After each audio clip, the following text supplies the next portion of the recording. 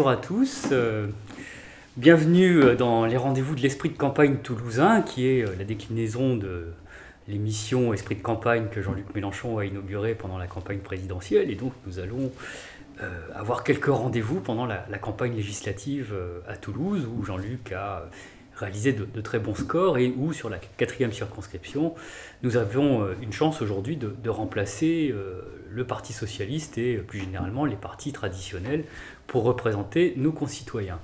Alors, nous allons, au cours de ces rendez-vous, traiter de problèmes clés qui seront au cœur des apparitions publiques que nous aurons dans la circonscription. Et nous avons choisi, au-delà des réunions publiques plus politiques pour animer la campagne, de traiter deux thèmes clés du programme L'Avenir en commun, qui sont l'urgence sociale et la transition écologique. Et donc nous commençons aujourd'hui par l'urgence sociale, et nous allons évoquer un problème qui sera traité dans la réunion pour l'égalité, la réunion publique pour l'égalité que nous organisons dans le quartier du Mirail mardi 23 mai. Nous y serons toute la journée et le soir pour une réunion publique. Donc toute la journée, nous ferons une apparition avec caravane, prise de parole, rencontre auprès des habitants, et puis nous convierons tous ceux qui le souhaitent à venir nous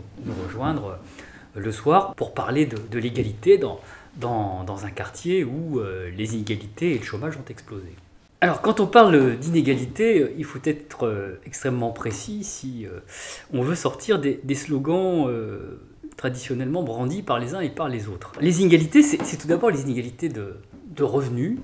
Et il faut savoir aujourd'hui que la moitié de la population française vit avec un niveau de vie inférieur à 1 700 €, hein, c'est ce qu'on appelle la médiane. Il y a aujourd'hui 9 millions de pauvres en France qui vivent en dessous du seuil de pauvreté, c'est-à-dire 1 000 €. Et les inégalités ont explosé puisque les revenus médians ont stagné alors que les très hauts revenus ont augmenté. Alors, c'est quoi aujourd'hui les hauts revenus? Vous avez 10% de la population, là c'est pas encore les très riches, hein, c'est les classes aisées, mais ce sont des gens qui gagnent au-dessus de 5 000 € par mois et qui ont un patrimoine supérieur à 500 000 €. Les riches, ça commence à partir des 1% de la population qui paye l'ISF, c'est-à-dire qui ont un patrimoine supérieur à 1,3 million et qui ont grosso modo un revenu supérieur à 7 000 € par mois. Et puis les vraiment très riches, c'est les 0,01% de la population en particulier, hein, les 0,01% de la population. Ce sont les 3000 personnes les plus riches de ce pays dont les revenus ont explosé, qui tiennent des places clés dans l'économie. Ils ont un revenu annuel supérieur à 1 million et généralement un patrimoine supérieur à 15 millions. Donc ça, c'est le tableau de la situation des inégalités de revenus. Et puis à ça, il faut ajouter des inégalités quant à l'accès à l'emploi, qui font montre d'une certaine ségrégation entre certaines catégories de la population, et en particulier mettent en évidence l'existence d'une inégalité homme-femme par rapport à l'accès à certains postes de responsabilité lorsque les gens ont des qualifications égales. Donc, nous pensons à la France insoumise que toutes ces inégalités ne sont pas justifiées, que en particulier l'explosion des revenus des plus riches alimentée par la hausse des revenus du capital, notamment la hausse des dividendes versés aux actionnaires qui ont explosé, ne se justifie pas, parce que la seule source de création de richesse pour nous, c'est le travail, et c'est le travail qu'il faut valoriser, et c'est la raison pour laquelle nous proposons d'augmenter les salaires pour reconnaître le travail à sa juste valeur, de tout faire pour assurer l'égalité homme-femme, et également utiliser la politique dite fiscale pour redistribuer les richesses en organisant une révolution fiscale qui rende l'impôt plus juste. Alors l'égalité, c'est aussi l'égalité d'accès vis-à-vis d'un certain nombre de biens collectifs, de biens communs.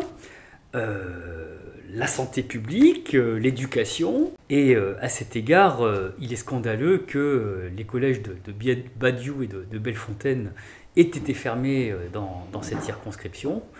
Nous ferons tout pour trouver une solution pour que les enfants du quartier puissent avoir accès, comme tous les enfants en France, à l'éducation publique de qualité au niveau du collège, parce que tout se joue à ce moment-là.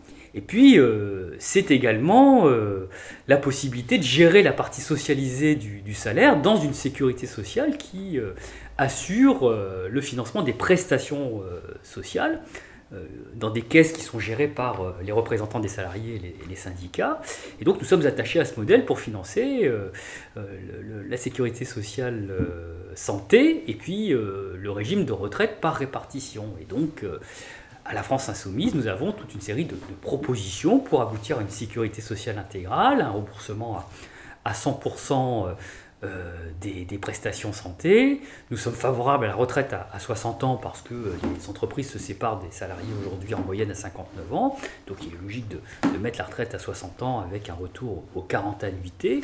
Et puis nous avons également toute une série de propositions pour faire en sorte que aucun Français ne soit laissé sur le bord du chemin avec une sécurité sociale professionnelle où nous assurons l'ouverture des droits au chômage dès le premier jour chômé et où nous proposons à tous les chômeurs de longue durée un contrat coopératif, c'est-à-dire un emploi dans le cadre de la mission de l'État comme employeur. En dernier ressort, l'État sera tenu de proposer un emploi dans des secteurs socialement utiles au niveau du SMIC et tous ceux qui souhaitent le faire pourront travailler. Et puis ceux qui sont vraiment au bord du chemin et qui sont dans l'extrême précarité, eh bien, nous proposons d'augmenter les minima sociaux, de les porter à 1 000 €, puisque c'est le niveau du seuil de pauvreté. Et puis, pour celles et ceux qui le souhaitent à Toulouse, dans la 4e circonscription, nous allons dans les quartiers pour expliquer nos propositions. Nous irons, comme je l'ai dit, au Mirail le 23, toute la journée.